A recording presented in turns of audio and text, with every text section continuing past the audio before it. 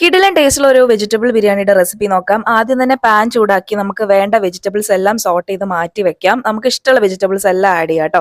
അതിനുശേഷം നമ്മൾ വേറൊരു പാൻ ചൂടാക്കി അതിലേക്ക് കുറച്ച് സവാള ഇട്ട് നന്നായിട്ട് വഴറ്റി കൊടുക്കുക. പിന്നീട് തക്കാളി, ഇഞ്ചി, വെളുത്തുള്ളി, പച്ചമുളകും കൂടി പേസ്റ്റ് ആക്കിയതും കൂടി ഇതിലേക്ക് ആഡ് ചെയ്ത് കൊടുത്തിട്ട് നന്നായിട്ടൊന്ന് മൂപ്പിച്ചെടുക്കുക. ശേഷം നമ്മൾ സോർട്ട് ചെയ്ത് വെച്ചിട്ടുള്ള വെജിറ്റബിൾസ് എല്ലാം ഇതിലേക്ക് ആഡ് ചെയ്ത് കൊടുക്കുക. കുറച്ച് നേരം കുക്ക് ചെയ്യാൻ വിട്ടതിന് ശേഷം പിന്നീട് നമ്മൾ ആഡ് ചെയ്യുന്നത് മഞ്ഞപ്പൊടി, പിന്നെ കുറച്ച് ബിരിയാണി മസാല പൗഡർ ആണ് കേട്ടോ.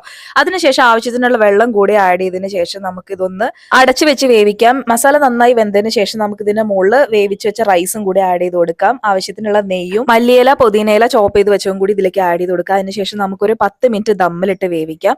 അതിനുശേഷം ഇതാ നല്ല ടേസ്റ്റി ആയിട്ടുള്ള വെജ് ബിരിയാണി റെഡിയായി. അപ്പൊ എല്ലാവരും ഒന്ന് ട്രൈ നോക്കുക, അടിപൊളിയാണ്. ഞാൻ ഇതിന്റെ കൂടെ പെയർ ചെയ്തിട്ടുള്ളത് ചിക്കൻ കടായി ആണ്. അപ്പൊ എല്ലാവരും ട്രൈ നോക്കുക, കിടിലൻ ടേസ്റ്റ് ആണ്. ഫീഡ്ബാക്ക് അറിയിക്കുക. അപ്പൊ നമ്മളെ ചാനൽ സബ്സ്ക്രൈബ് ചെയ്യാൻ മറക്കരുത്. ബൈ.